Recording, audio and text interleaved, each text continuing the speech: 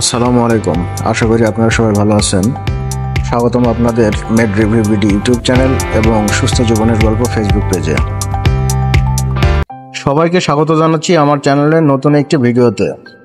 আজকে আমি আপনাদের সাথে কথা বলবো একটি বহুল ব্যবহৃত সাপ্লিমেন্ট নিয়ে, যার নাম UBQ100। UBQ100 যার মূল উপাদান হলো ইউবিডেকারেনন বা কোএনজাইম Q10। এটি একটি অত্যন্ত গুরুত্বপূর্ণ অ্যান্টিঅক্সিডেন্ট যা আমাদের শরীরের প্রায় প্রতিটি কোষে পাওয়া যায় এবং শক্তি উৎপাদনে বিশেষ ভূমিকা রাখে। আপনারা অনেকেই হয়তো এই নামটি শুনে থাকবেন বা ডাক্তার আপনাকে এটি প্রেসক্রাইব করেছেন। আজকের ভিডিওতে আমি চেষ্টা করব UBQ100 সম্পর্কে বিস্তারিত তথ্য তুলে ধরতে। এটি কি, কেন ব্যবহার করা হয়, এর কার্যকারিতা, পার্শ্ব প্রতিক্রিয়া এবং কারা এটি গ্রহণ করতে পারবেন। তার আগে আপনারা যদি আমাদের চ্যানেলে নতুন হয়ে থাকেন তাহলে অবশ্যই আমাদের চ্যানেলটি সাবস্ক্রাইব করবেন, ফেসবুক পেজ ফলো করবেন এবং আমাদের ভিডিও যদি আপনাদের ভালো লাগে অবশ্যই লাইক, কমেন্টস এবং শেয়ার করবেন। তবে ভিডিও শুরু করার আগে একটি বিষয় পরিষ্কার করে দিতে চাই, এই ভিডিওটি শুধুমাত্র তথ্যের জন্য তৈরি করা হয়েছে। আমি কোনো ডাক্তার বা স্বাস্থ্য বিশেষজ্ঞ নই। যে কোনো ওষুধ বা সাপ্লিমেন্ট গ্রহণ করার আগে অবশ্যই আপনার রেজিস্টার্ড ডাক্তারের পরামর্শ নেবেন। এই ভিডিও কোনোভাবেই ডাক্তারের পরামর্শের বিকল্প নয়। তাহলে চলুন আর দেরি না করে জেনে নেওয়া যাক UBQ100 সম্পর্কে। UBQ100 কি এবং কিভাবে কাজ করে। UBQ100 হলো একটি ক্যাপসুল যাতে রয়েছে 100 মিলিগ্রাম ইউবিডেকারেনন USP, যা কোএনজাইম Q10 নামেও পরিচিত। এটি একটি ফ্যাট সলিউবল বা চর্বিতে দ্রবণীয় ভিটামিনের মতো পদার্থ। আমাদের শরীরে এটি প্রাকৃতিকভাবে তৈরি হয় এবং কোষের মাইটোকন্ড্রিয়াতে শক্তি ATP উৎপাদনের জন্য অপরিহার্য।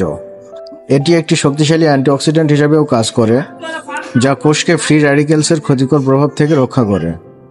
বয়স বাড়ার সাথে সাথে বা কিছু রোগের কারণে শরীরে Q10 এর মাত্রা কমে যেতে পারে।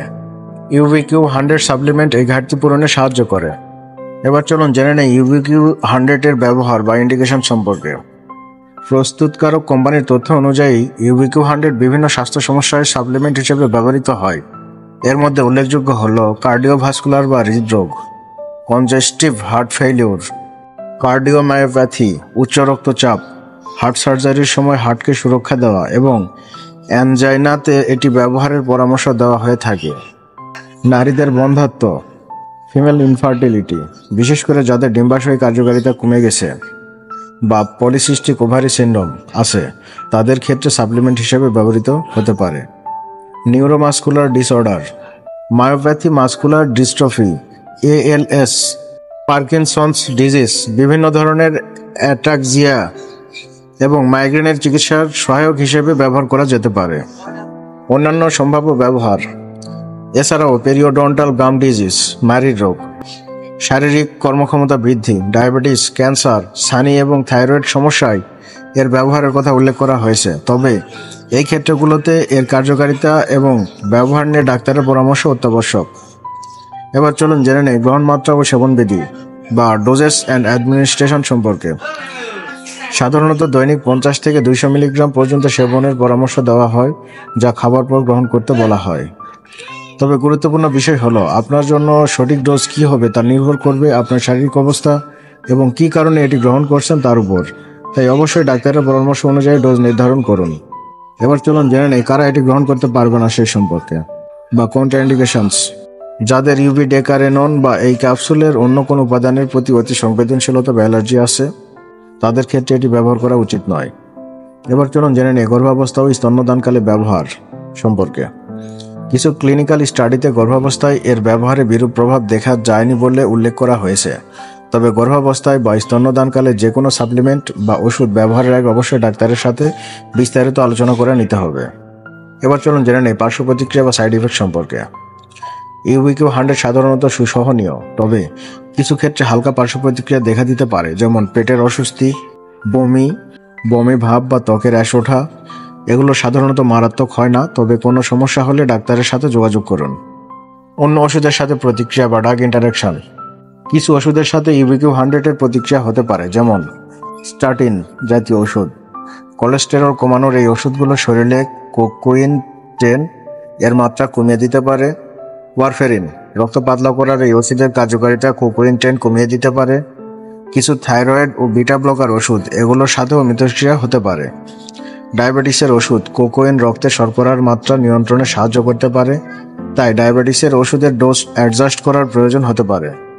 ডক্সোরুবিসিন, এই কেমোথেরাপির ওষুধের কার্ডিওটক্সিসিটি কমাতে কোকোয়েন 10 সাহায্য করতে পারে।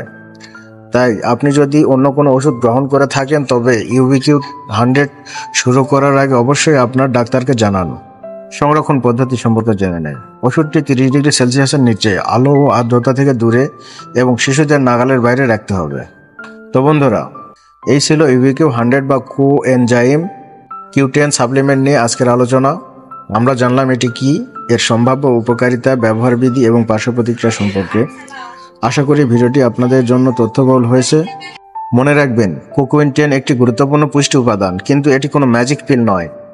সুস্থ জীবনধারা, সুষম খাদ্য এবং নিয়মিত ব্যায়ামের পাশাপাশি প্রয়োজনে ডাক্তারের পরামর্শে এই ধরনের সাপ্লিমেন্ট গ্রহণ করা যেতে পারে।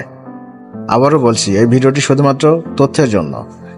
কোনো স্বাস্থ্য সমস্যা বা চিকিৎসার জন্য সর্বদা আপনার রেজিস্টার্ড চিকিৎসকের শরণাপন্ন হন। তার পরামর্শ ছাড়া কোনো ওষুধ বা সাপ্লিমেন্ট শুরু বা বন্ধ করবেন না। ভিডিওটি ভালো লাগলে লাইক দিতে ভুলবেন না, বন্ধুদের সাথে শেয়ার করুন যাদের এই তথ্য প্রয়োজন হতে পারে, এবং আমার চ্যানেলটি সাবস্ক্রাইব করে পাশে থাকুন। আপনার কোনো প্রশ্ন বা মতামত থাকলে কমেন্ট সেকশনে জানাতে পারেন। সবাই ভালো থাকবেন, সুস্থ থাকবেন। দেখা হবে পরবর্তী ভিডিওতে। আল্লাহ হাফেজ।